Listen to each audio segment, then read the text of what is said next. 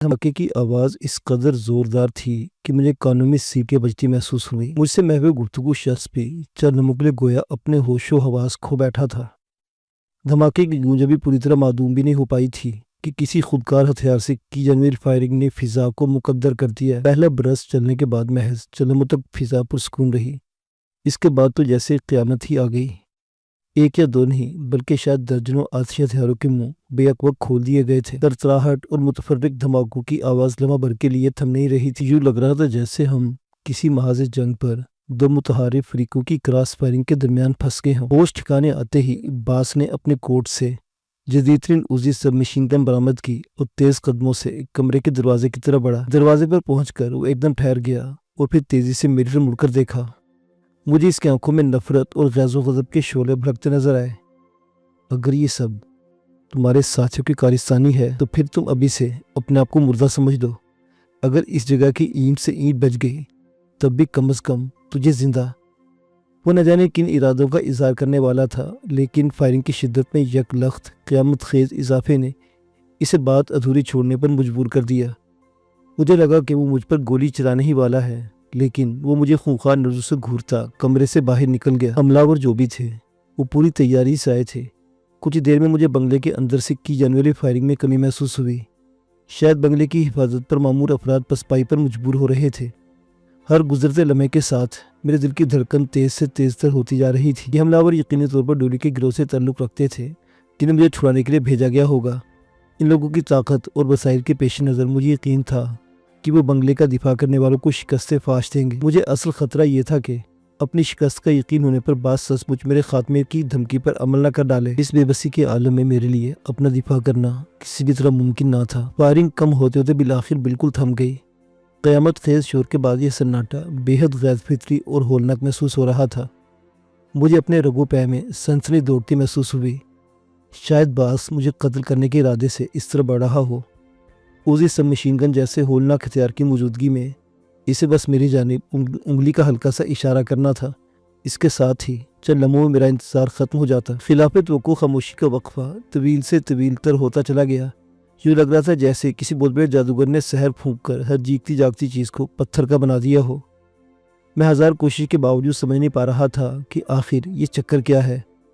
اگر ڈولی کے گروپ کے ارکان جھڑپ میں کامیابی حاصل کر چکے تھے تو انہیں اب تک بنگلے میں گھسانا چاہیے تھا تاکہ مجھے ان عذابناک بندشوں سے نجات مل جاتی، لیکن بالآخر سکوت کی فضا میں ارتعاش پیدا ہونے لگا۔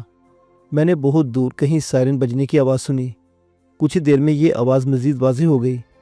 یہ پولیس کے موبائل کے سائرن کی آواز تھی جو لمحہ بلمحہ قریب آتی جا رہی تھی۔ پھر رفتہ رفتہ ایک کے بجائے کئی موبائلوں کے سائرن چیخنے لگے۔ میں ایک بار پھر فائرنگ شروع ہونے کا منتظر تھا، لیکن میرا یہ انتظار بے سود ثابت ہوا۔ سائرن کی چیخو پکار اب بنگلے کے ارد گرد سنائی دے رہی تھی۔ شاید پولیس کے اہلکار بنگلے کو گھیرے میں لے کر بنگلے کے اندر سے کسی رد عمل کے منتظر تھے۔ پھر میں نے لاؤڈ سپیکر پر کسی کی گونجدار آواز سنی۔ اس بلڈنگ میں موجود تمام افراد اپنے ہتھیار پھینک کر باہر نکل آئے۔ بلڈنگ کو چاروں طرف سے گھیرا جا چکا ہے۔ کسی قسم کی مزاحمت کا ارادہ بھی حماقت ہوگی۔ اس کے لہجے میں موجود رونق صاف ظاہر کر رہی تھی کہ وہ کوئی بڑا عہدہ رکھتا ہے۔ اگلے ہی لمحے اس نے میرے اندازے کی تصدیق کر دی۔ میں ایس پی رشید احمد تم سب کو وارننگ دیتا ہوں کہ اگلے 5 منٹ کے اندر بلڈنگ خالی نہ کی گئی تو بلڈنگ پر ریڈ کر دی جائے گی، اور اس دوران تمام جانی اور مالی نقصان کی ذمہ داری تم پر ہوگی۔ یہ اعلان یکے بعد دیگرے درجن پر مرتبہ دہرائے گئے۔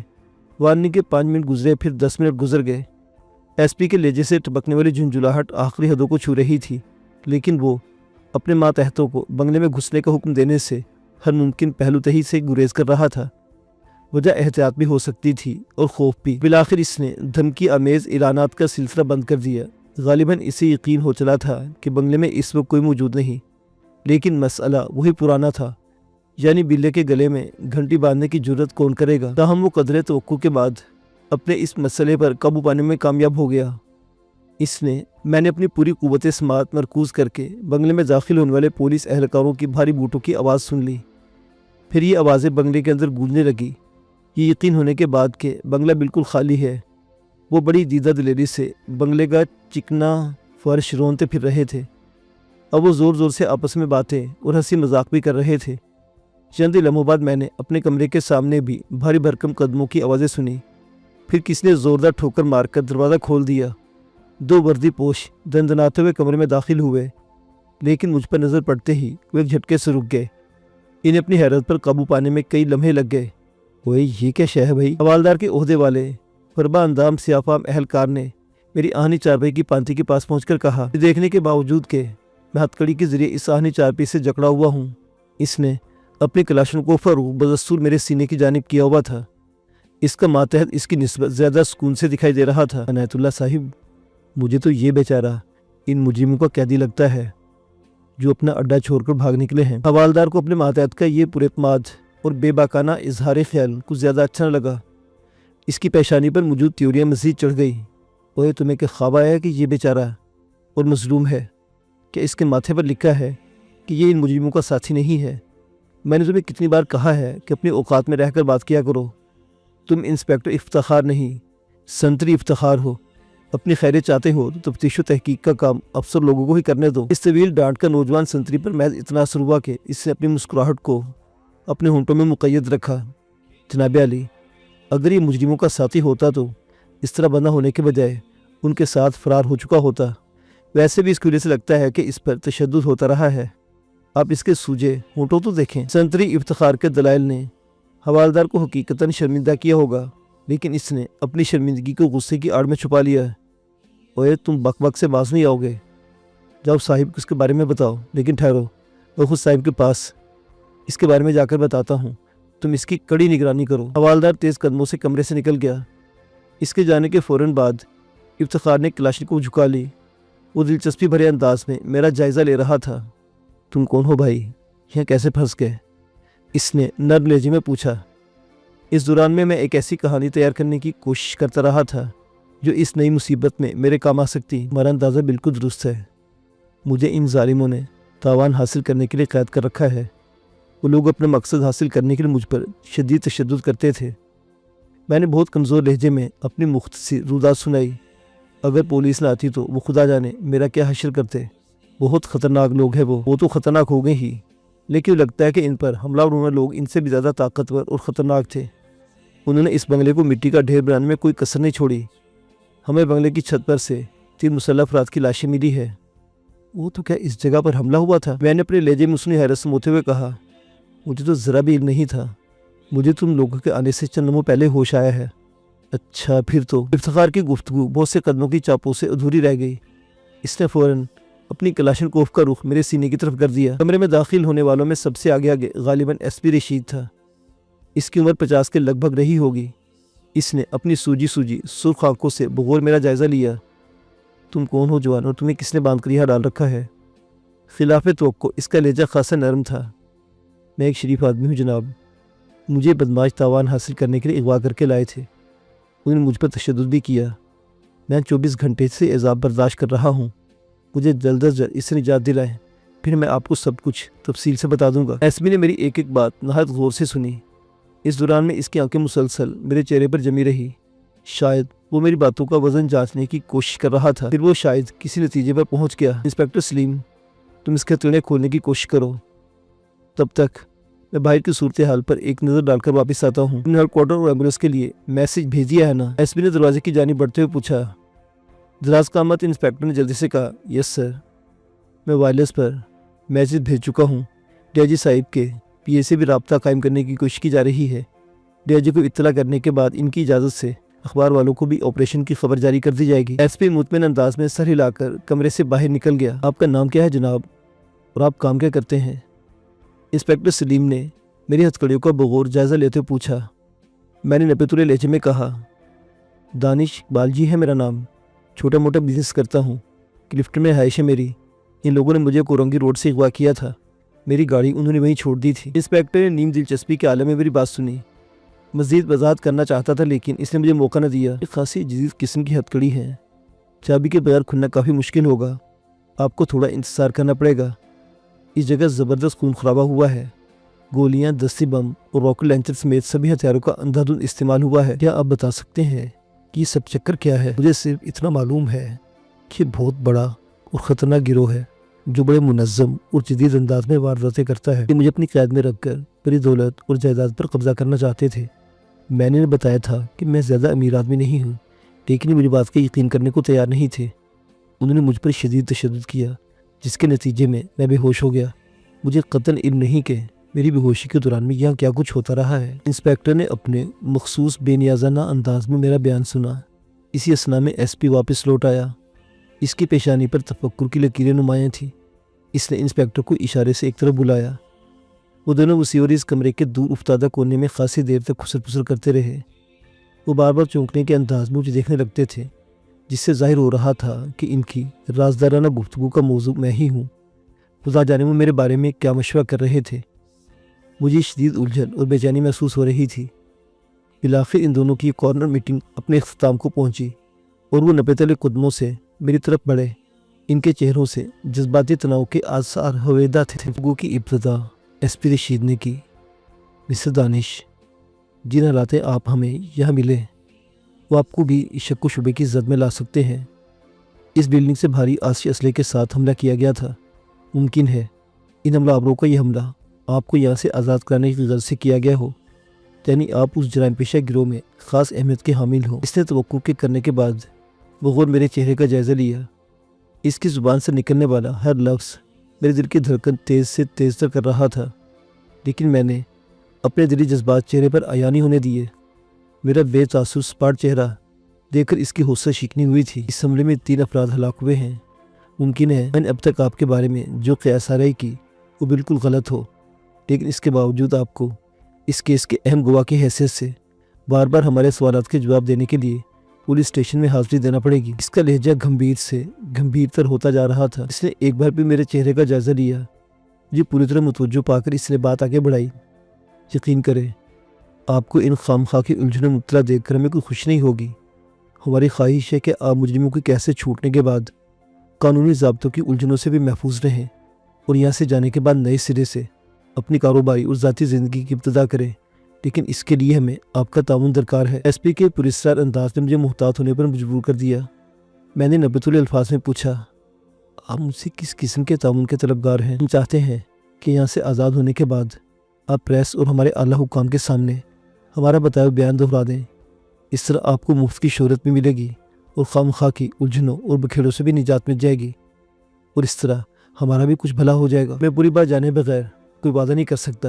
آپ مجھے بتائیں اب مجھ سے کیا بیان دلوانا چاہتے ہیں، اس کے بعد ہی میں کسی فیصلے پر پہنچ سکوں گا۔ میرا فیصلہ کن لہجہ ایس پی کو اچھا نہیں لگا تھا، تاہم اپنے چہرے سے اس نے یہ بات ظاہر نہیں ہونے دی۔ دیکھیں، ہم چاہتے ہیں کہ یہ پورا معاملہ ایک پولیس مقابلے کے طور پر پیش کیا جائے، یعنی آپ کے یہاں یرغمال کے طور پر موجود ہونے کی خبر ملنے پر پولیس اس بلڈنگ پر ریڈ کیا۔ باہمی فائرنگ کے زوردار تبادلے کے دوران 3 ملزمان ہلاک ہوئے، جبکہ باقی فرار ہونے میں کامیاب ہو گئے۔ اس کے بعد آپ کو بخیریت بازیاب کرا لیا گیا۔ اپنی بات ختم کرنے کے بعد وہ خاموشی سے میرے رد عمل کا اظہار کرنے لگا۔ اس کے چہرے سے ابھی تک جذباتی ہیجان کے آثار ہویدہ تھے۔ میرا ذہن برق رفتاری سے تمام معاملے پر غور کر رہا تھا۔ ایس پی ڈھکے چھپے الفاظ میں مجھے جو دھمکی دے رہا تھا وہ بلا شبہ اس پر پوری طرح عمل بھی کر سکتا تھا۔ اگر وہ مجھے مشکوک قرار دے کر قانونی بکھیڑوں میں الجھا دیتے تو میری جان چھڑانا مشکل ہو جاتا، اور اگر خدا نخواستہ اس دوران میرے ڈولے کے گروہ سے کوئی تعلق ثابت ہو جاتا تو مجھے دینے کے لینے پڑ جاتے۔ اس کے علاوہ بھی کئی مراحل ایسے تھے جن سے میں ہر قیمت پر ان فرشناس افراد کی باتوں پر منوعاً عمل کرنے پر مکمل آمادگی ظاہر کر دیتا۔ اس طرح یہ لوگ خامخواہ ہیرو بن جاتے، لیکن ساتھ ساتھ میری نجات کا بھی سہل راستہ نکل آتا۔ مجھے آپ کی تجویز منظور ہے جناب، آپ جیسا کہیں گے میں ویسا ہی کروں گا، بس آپ مجھے جلد از جلد اس عذاب سے نجات دلا دیں۔ میری بات سن کر ایس پی اور انسپیکٹر کے چہروں پر خوشیوں کے پھول کھل اٹھے۔ میں نے بندے کو قفل ساز کو لانے کے لیے بھیج دیا ہے، آپ فکر نہ کریں، چند منٹوں کے اندر اندر آپ کی جان چھوٹ جائے گی۔ تب تک آپ وہ باتیں ذہن نشین کر لیں جو آپ کو پریس اور ہمارے اعلیٰ حکام کے روبرو کہنی ہے۔ اس نے نہایت تفصیل سے ایکشن سے بھرپور فلم کا یہ اسکرپٹ مجھے ذہن نشین کرا دیا، جس میں مجھے مظلوم یرغمالی کا کردار نبھانا تھا۔ تقریباً 50 منٹ بعد قفل ساز بھی آ گیا، لیکن وہ تنہا نہیں پہنچا تھا۔ اس کے ہمراہ 2 اخباری رپورٹرز اور ان کے کیمرہ مین بھی موجود تھے۔ میرے چارپائی سے جکڑے ہونے اور پھر قفل ساز کی مہربانی سے آزاد ہونے کے مراحل کی متعدد تصویر بنائی گئی۔ ایس پی نے میرے اور اخباری نمائندوں کو کھانے پینے کا پرتکلف بندوبست بھی کر دیا۔ میں نے اخباری رپورٹرز کو منوعاً وہی بیان دیا جو مجھے ایس پی نے رٹایا تھا۔ اخباری نمائندے کے موقع واردات اور 3 لاشوں کی تصویریں بنانے کے فوراً بعد رخصت ہو گئے، کیونکہ وہ یہ گرما گرم خبر اپنی اسی روز کی اشاعت میں شامل کرنا چاہتے تھے۔ ایس پی مجھے اپنے ساتھ متعلقہ پولیس اسٹیشن لے گیا، جب مجھ سے قوائف دریافت کرنے کے بعد ایک بیان تیار کیا گیا اور اس پر میرے دستخط کرائے گئے۔ صبح ہونے سے ذرا پہلے ایس پی نے اپنی سرکاری گاڑی میں مجھے گھر چھوڑ دیا۔ اس دوران میں دونوں میں خاصی یہ گانگت پیدا ہو گئی تھی اور اس کا رویہ خاصا دوستانہ تھا۔ اس طویل اور ہنگامہ خیز رات کے اختتام پر میں گھر کے گیٹ پر پہنچا تو نیند اور تھکن کے مارے میرے قدم لڑکھڑا رہے تھے۔ میرے اچانک اور بغیر اطلاع گھر سے رات بھر غائب کے باعث چوکیدار خاصا پریشان تھا۔ میں نے سرسری انداز میں تسلی دی۔ اس نے ناشتے کے متعلق پوچھا، لیکن میں نے اسے منع کر دیا۔ میں اپنے کمرے میں پہنچا۔ میں شکستہ دیوار کی طرح اپنے بستر پر گرا۔ اس کے بعد مجھے دنیا و مافیہا کی کوئی خبر نہ ہوئی۔ میں شام کے 7 بجے تک سوتا رہا اور اگر ڈولی آ کر مجھے بیدار نہ کرتی تو شاید میں اگلی صبح تک سوتا رہتا۔ وہ سرخ رنگ کا نہایت خوبصورت لباس زیب تن کیے ہوئی تھی۔ سامنے سلون دل کے چہرے پر ہلکا پھلکا لیکن نفیس میک اپ تھا۔ خلافت وقوع اس کا موڈ خاصا خوشگوار تھا۔ اب اٹھ بھی جا ہیرو جی، کیا کسی سے شر بحال کر سوئے ہیں؟ میں صبح سے 2 بار آ کر واپس آ چکی ہوں اور مجھے افسوس ہے، میں نے شرمندہ لہجے میں کہا۔ دراصل میں پوری رات لمحے بھر کے لیے بھی نہیں سو سکا اور اسے جھٹ سے میری بات کاٹ دی۔ اور کچھ میزبانوں کے حسن سلوک کا بھی اثر ہے، رہی صحیح کسر سرکاری مہمان نوازی نے پوری کر دی۔ ویسے میرا خیال ہے میرے ساتھ میں بہت جلد بازی کا مظاہرہ کیا۔ آپ کے میزبانوں کو کم از کم 2-4 دن تو آپ کی خدمت کا موقع ملنا چاہیے تھا کہ آپ یہاں تانی بازی کے لیے آئی ہیں؟ میں نے نیم خفگی کے عالم میں پوچھا۔ میں جانتا ہوں مجھ سے غلطی ہوئی تھی، لیکن میں یہ بھی برداشت نہیں کر سکتا کہ اجنبی لوگ میری ہر حرکت پر نظر رکھیں اور میں کہیں جاؤں تو میرے تعاقب میں لگے رہیں۔ ایسا صرف آپ کے تحفظ کے لیے کیا جانا تھا۔ ڈولی ایک دم سنجیدہ ہو گئی۔ اب تو آپ کو احساس ہو جانا چاہیے کہ آپ کی زندگی شدید خطرے میں ہے اور لوگ کوئی بھی موقع ضائع کرنے پر تیار نہیں۔ اگر میرے ساتھی بر وقت آپ کا پتہ لگانے میں کامیاب نہ ہو جاتے تو خدا جانے آپ پر اب تک کیا قیامت گزر چکی ہوتی۔ ڈولی کی بات سن کر مجھے یک لخت شدید پشیمانی کا احساس ہوا۔ واقعی میرا رویہ قطعاً غیر مناسب اور غیر فطری تھا۔ مجھے چھڑانے کے لیے ان لوگوں نے آگ اور خون کا طوفان برپا کر دیا۔ خواہ سب کچھ کس نیت سے کر رہے ہوں، کم از کم ایک عذاب سے تو مجھے نجات دلا دی تھی۔ میں تم سے شرمندہ ہوں ڈولی، میں نے نرم لہجے میں کہا۔ مجھے تم سے اس انداز میں بات نہیں کرنا چاہیے تھی۔ دراصل تمہاری یہ مہربانیاں مجھے اس سے زیادہ کھلتی ہیں کہ میں جانتا ہوں میں ان کے بدلے میں تمہیں کچھ بھی نہیں دے سکتا۔ چلو چھوڑو یہ قصہ، یہ اخبار پڑھو۔ میں تو سمجھی تھی تم صبح سویرے یہ اخبار چاٹ چکے ہوگے۔ ڈولی کے چہرے اور لہجے کی شگفتگی لوٹ آئی۔ آج کے اخبار میں کیا شہد لگا ہوا ہے جسے میں چاٹوں گا؟ اگر ایسا ہے تو پھر چاٹنے کے بعد میرے لیے کیا بچا ہوگا؟ میں نے اس کے ہاتھ سے اخبار لیتے ہوئے کہا۔ میری بات سن کر وہ کھلکھلا کر ہنس پڑی۔ میں یہ دلکش جلترنگ سن کر محسور سا ہو گیا۔ مجھے اپنا ذہن اخبار پر مرکوز کرنے میں کئی لمحے لگ گئے۔ دونوں اخبارات نے پولیس مقابلے کو خاصی گرما گرم سرخیوں کے ساتھ شائع کیا تھا۔ تینوں ہلاک شدہ افراد اور ایس پی اور سب انسپیکٹر کی تصویریں بھی شائع کی گئی تھیں، لیکن حیرت انگیز طور پر میری تصویر شائع نہیں کی گئی تھی، جبکہ خبروں میں میرا نام دانش اقبال کے بجائے صرف اقبال شائع ہوا تھا۔ زیادہ زور پولیس مقابلے کی شدت اور پولیس کی بہادری پر دیا گیا تھا۔ ہلاک شدگان کے قبضے اور بنگلے کے اندر سے برآمد ہونے والے اسلحے کی بھی تفصیل مع تصویر موجود تھی۔ ڈولی میری حیرت کا پہلے اندازہ لگا چکی تھی۔ ایسا میرے ایما پر ہوا ہے۔ میں تمہیں پردستی کے نتیجے میں پیدا ہونے والی خامخواہی الجھنوں سے بتانا چاہتی تھی۔ تصویر شائع ہونے کی صورت میں تم ملک بھر کی توجہ کا مرکز بن جاتے۔ یہ آپ نے بہت اچھا کیا، میں نے سچ مچ خوش ہوتے ہوئے کہا۔ میں خود بھی سوچ کر پریشان ہو رہا تھا کہ میری تصویر شائع ہونے کے بعد میں خامخواہ تماشا بن جاؤں گا۔ میرے جانے والے مجھے ایک اسکول کے چھوٹے موٹے ملازم کی حیثیت سے پہچانتے ہیں۔ یہ اغوا برائے تاوان اور میری وسیع بزنس کی خبریں تو میری مصیبت بن جاتی۔ ڈولی نے میری بات سن کر اس بات میں سر ہلا دیا۔ میں نے اپنی بات جاری رکھتے ہوئے کہا، یہ سب باتیں تو اپنی جگہ، لیکن میرے لیے سب سے زیادہ تشویشناک بات یہ ہے کہ ان لوگوں کے قبضے سے کاشی برآمد نہیں ہوا۔ خدا جانے اس پر اب تک کیا کچھ گزر چکی ہوگی۔ ادھر عمر اور اشرف نہ جانے کہاں اور کس حال میں ہے۔ میں جب ان کے بارے میں سوچتا ہوں تو مجھے یہ جگہ قید خانہ لگنے لگتی ہے۔ میرا دل چاہتا ہے کہ ان لوگوں کو تہس نہس کر ڈالوں جنہوں نے میرے دوستوں کی آزادی سلب کر رکھی ہے۔ کاش میری آواز جذبات کی شدت سے روننے لگی۔ ڈولی نے میرا شانہ تھپ تھپا کر مجھے تسلی دینے کی ناکام کوشش کی۔ تم فکر نہ کرو، میرے ساتھی مسلسل ان کی کھوج میں لگے ہوئے ہیں۔ جو ہی ان کے ٹھکانے کا علم ہوگا ہم تمہیں دل کی حسرتیں نکالنے کا پورا موقع دیں گے۔ اب وہ تمہارے ہی نہیں بلکہ ہمارے بھی دشمن ہیں۔ میرے ساتھیوں نے کل بھی انہیں قابو کرنے کی کوشش کی تھی، لیکن عین وقت پر پولیس کے ایک موبائل کی آمد نے سب کو گڑبڑ کر دیا۔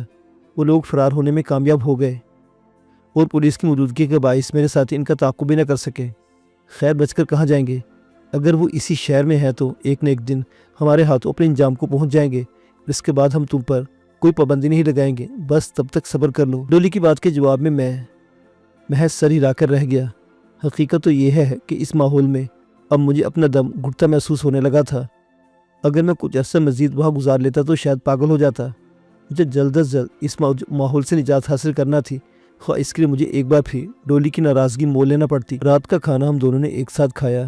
اس کے بعد وہ رخصت ہو گئی، البتہ جاتے ہوئے مجھے محتاط رہنے اور موبائل فون اپنے ساتھ رکھنے کی تاکید کرنا نہیں بھولی تھی۔ اس کے جانے کے بعد میں اپنا لاہ عمل مرتب کرنے لگا۔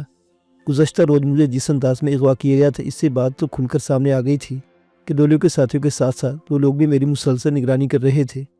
یہ بنگلہ بھی ان کی نظر میں تھا۔ صرف ڈولی کے ساتھیوں کی مسلسل موجودگی کے باعث وہ میرے خلاف براہ راست کارروائی نہیں کر پا رہے تھے۔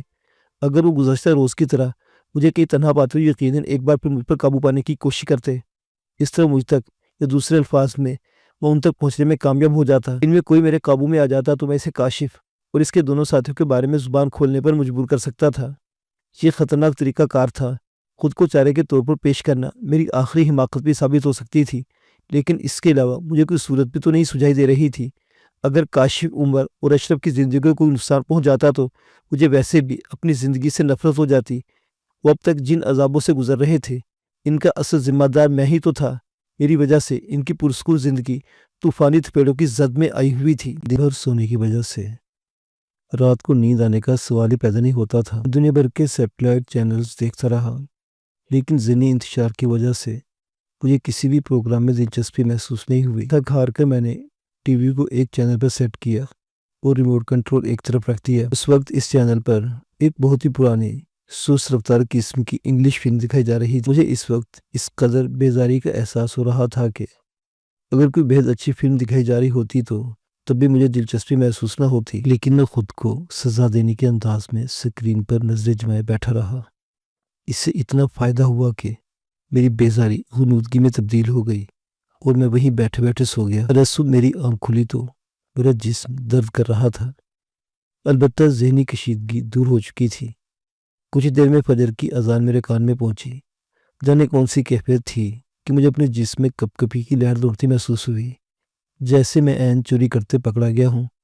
مجھے یاد آیا کہ ایک بار پہلے بھی اس تجربے سے گزرنا پڑا، جب 8ویں جماعت کی شمائی امتحان کے دوران اپنی زندگی میں پہلی مرتبہ نقل کرنے کی ناکام کوشش کی تھی اور رنگے ہاتھوں پکڑا گیا تھا۔ وہ ایک چھوٹا سا جرم تھا، لیکن اب میں نہایت دیدہ دلیری سے سب کچھ کر گزرنے پر آمادہ تھا۔ بھلا اس سے بڑا جرم کیا ہوگا کہ انسان اپنے اصل مالک، اپنے خالق حقیقی کو بھول کر خود کو سب کچھ کر گزرنے پر قادر سمجھنے لگے۔ میرا بھی تو کچھ یہی حال تھا۔ غیر شعوری طور پر ہی صحیح، میں اپنی سلامتی، اپنے مسائل حل اور اپنی کامیابی اور ناکامی کے لیے محض اپنی قوت ارادی، اپنے زور بازو کو سب کچھ سمجھے بیٹھا ہوں۔ اگر رب کریم کی مدد شامل نہ ہوتی تو کیا میرے ارادے تکمیل کو پہنچ سکتے تھے؟ شاید یہی میرے بے گھر دربدر ہونے کی اصل وجہ ہے کہ میں اپنے خدا کو تقریباً فراموش کر بیٹھا ہوں۔ خوف اور شرمندگی کا احساس اتنا شدید تھا کہ میں سر جھکائے لرز سے لڑکھڑاتے قدموں کے ساتھ اپنے گھر سے نکل کر قریبی مسجد کی جانب چل پڑا۔ چوکیدار شاید پہلے ہی میری منزل سے واقف تھا، لہٰذا اس نے استفسار نہیں کیا۔ مسجد میں پہنچ کر میں نے نہایت خشوع و خضوع سے جماعت کے ساتھ نماز ادا کی۔ دعا کے دوران میں میری آنکھوں سے بے اختیار آنسو بہہ نکلے۔ اپنی بے مائگی اور بے بسی کا احساس، رب کریم کے بے پناہ لطف و کرم کا خیال، اپنی سرکشی اور گمراہی کی ندامت، میرے آنسو تھے کہ تھمنے میں نہ آتے تھے۔ پھر آخر طغیانی میں کمی آتی گئی، حتیٰ کہ میں پرسکون ہو گیا۔ مجھے لگا کہ میرے ذہن پر سے دھند چھٹ گئی ہے، میں صحیح سمت میں سوچنے کے قابل ہو گیا ہوں۔ مسجد سے نکلنے کے لیے میں نے سامنے کے دروازے کے بجائے عقبی دروازے کا انتخاب کیا۔ اس دروازے سے میرے علاوہ محض 2 افراد ہی باہر نکلے تھے۔ میں نے دروازے سے نکلنے کے بعد نہایت غور سے آس پاس کے ماحول کا جائزہ لیا۔ اس وقت وہاں دور دور تک کوئی زیرو موجود نہیں تھا۔ میری نگرانی پر مامور ڈولی کے ساتھی شاید مسجد کے سامنے کے دروازے کے آس پاس میرے منتظر ہوں گے۔ میں کم از کم عارضی طور پر ان سے پیچھا چھڑانے میں کامیاب ہو چکا تھا۔ میں نہایت تیز رفتاری سے ایک طرف بڑھنے لگا۔ میں جان بوجھ کر ایسے راستوں سے گزر رہا تھا جن پر آمد و رفت نہ ہونے کے برابر تھی۔ 15 منٹ کی تیز رفتار چہل قدمی کے بعد میں بوئنگ بیسن پر پہنچ گیا۔ چند منٹ میں مجھے ٹاور جانے والی منی بس مل گئی۔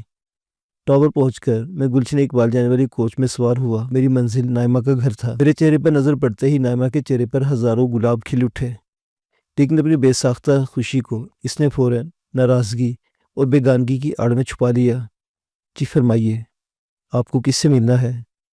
اس کا انداز اس قدر روکھا تھا کہ میں پوری صورتحال سمجھنے کے باوجود لمحہ بھر کے لیے گڑبڑا سا گیا۔ پھر میں نے بھی اسی کا سا انداز اختیار کرتے ہوئے کہا، بی بی آپ مجھے گھر کی تلاشی لینے کا موقع دیں۔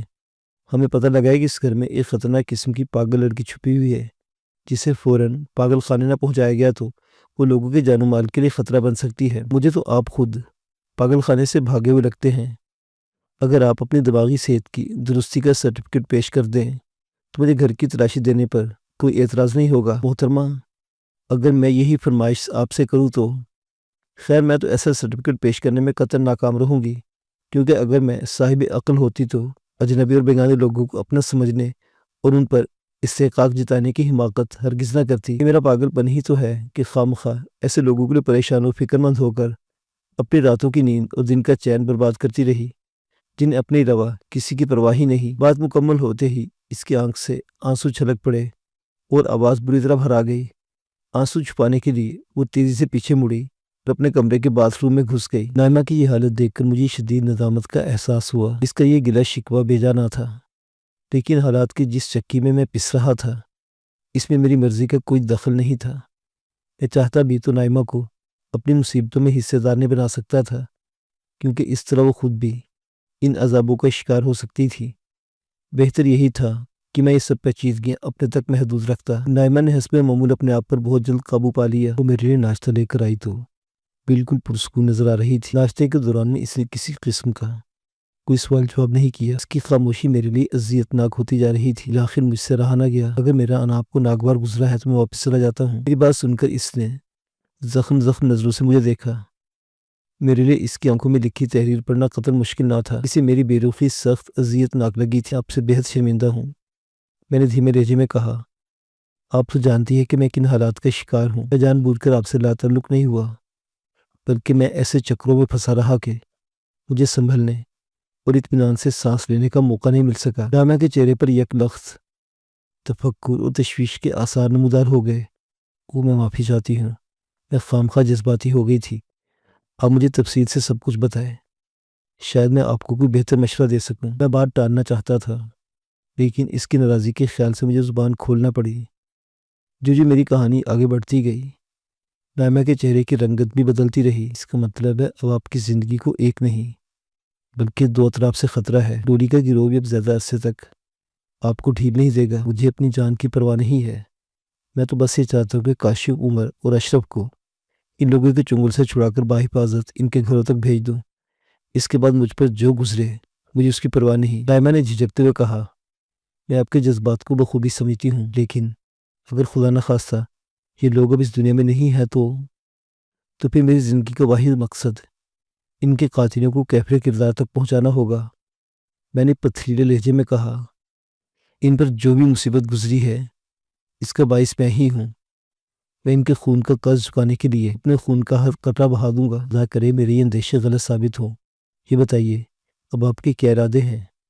آپ ان لوگوں تک کیسے پہنچیں گے؟ میری سمجھ میں یہی تو نہیں آ رہا کہ میں کس طرح ان لوگوں کا پتہ لگاؤں۔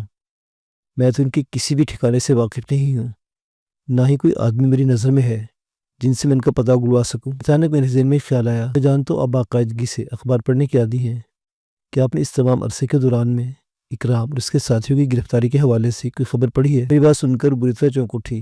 اس بات پر تو میں نے غور ہی نہیں کیا۔ اصولاً تو اسی روز انہیں گرفتار ہو جانا چاہیے تھا جب ہم اسے اس کے ساتھیوں کو باندھ کر چھوڑ آئے تھے، اور ہم نے پولیس کو بھی اطلاع کر دی تھی، لیکن ان لوگوں کی گرفتاری کے بارے میں کوئی خبر شائع نہیں ہوئی، حالانکہ ان کے اڈے پر اسلحے کی بہت بڑی کھیپ موجود تھی۔ اس کا مطلب ہے وہ پولیس کے آنے سے پہلے ہی فرار ہونے میں کامیاب ہو گیا ہوگا، یا پھر اس نے پولیس کے آمد سے پہلے ہی تمام قابل اعتراض اشیاء وہاں سے ہٹا دی ہوں گی، جس کے نتیجے میں پولیس اس پر ہاتھ نہیں ڈال سکی۔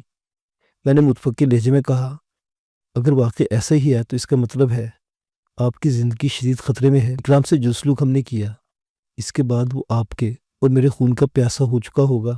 ہو سکتا ہے وہ آپ کی تلاش میں لی مارکیٹ کے چکر لگاتا رہا ہو۔ بالکل ممکن ہے۔ میں تو उसी वाक़ये के बाद दोबारा वहाँ गई ही नहीं। पता नहीं अब वहाँ कोई होगा या नहीं।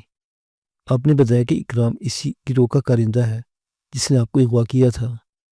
इसका मतलब है हम इकराम के ज़रिए उस गिरोह तक पहुँच सकते हैं, और अगर काशिफ, उमर और अशरफ इनके कब्ज़े में हैं तो इन्हें छुड़ाने की कोशिश की जा सकती है। ये ख्याल मेरे ज़हन में भी आ चुका है, मैंने पुरजोश लहजे में कहा।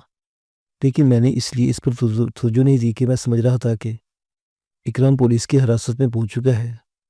अब मैं इस खबीस की गर्दन दबोचकर इसे ज़ुबान खोलने पर मजबूर कर दूंगा। खिलाफ़े तो नायमा पर मेरे जोश व खरोश का कुछ ज़्यादा असर नहीं हुआ। मेरा ख्याल है इसकी गर्दन दबोचना इतना आसान नहीं हुआ।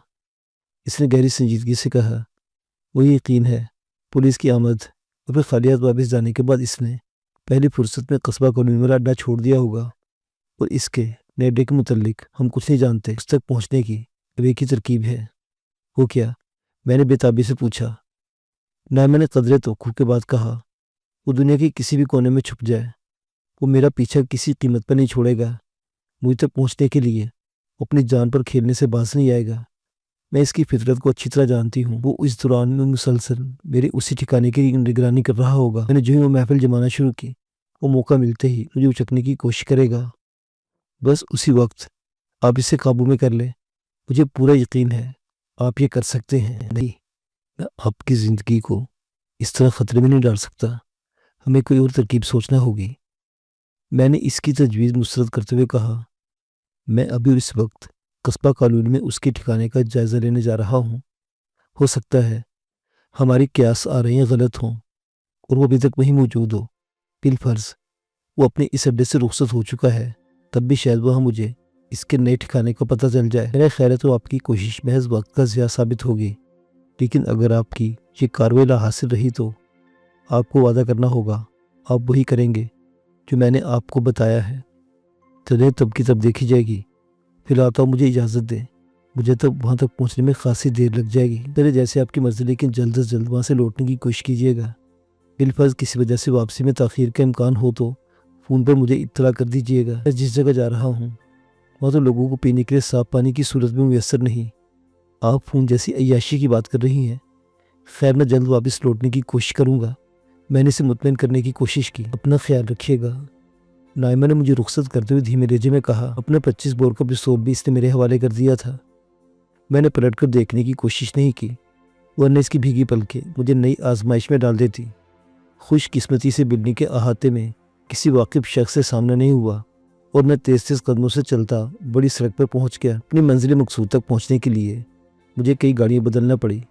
जब मैं कस्बा कॉलोनी पहुंचा तो दोपहर हो चुकी थी। इकराम के अड्डे वाली गली की समझ जाने से पहले मैंने अपना चेहरा मफलर में अच्छी तरह छुपा लिया था।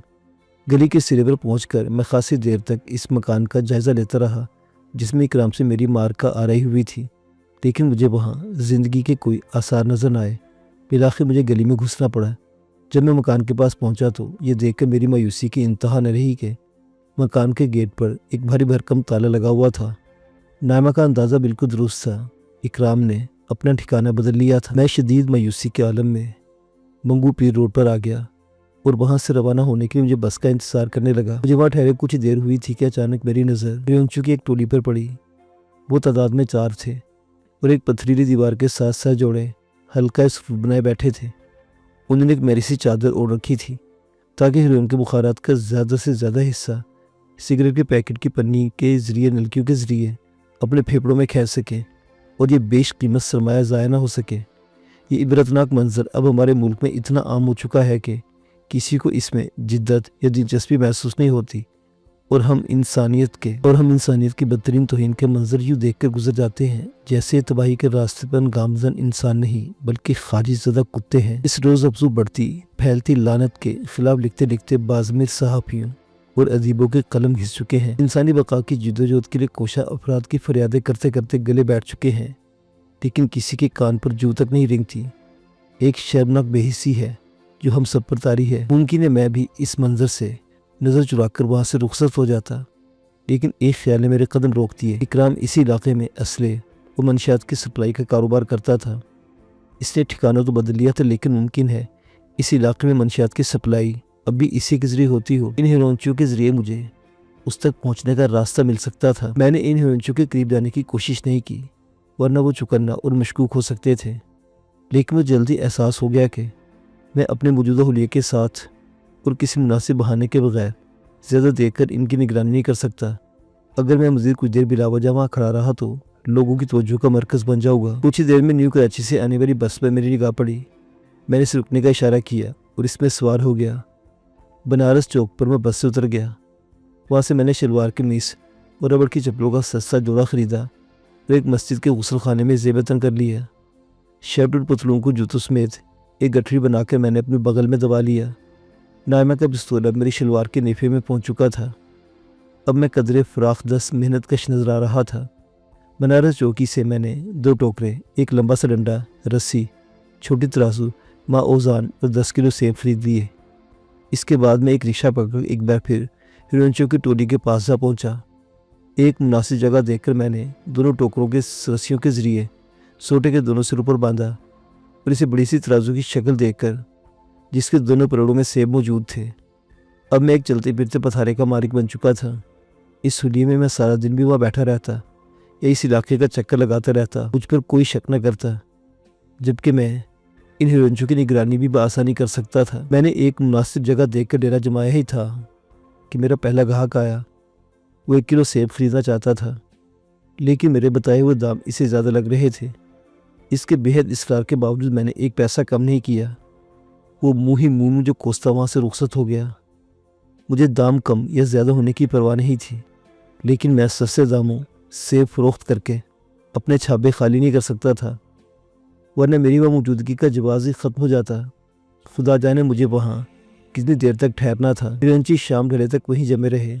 تب تک میں 5 کلو سیب فروخت کرنے میں کامیاب ہو چکا تھا۔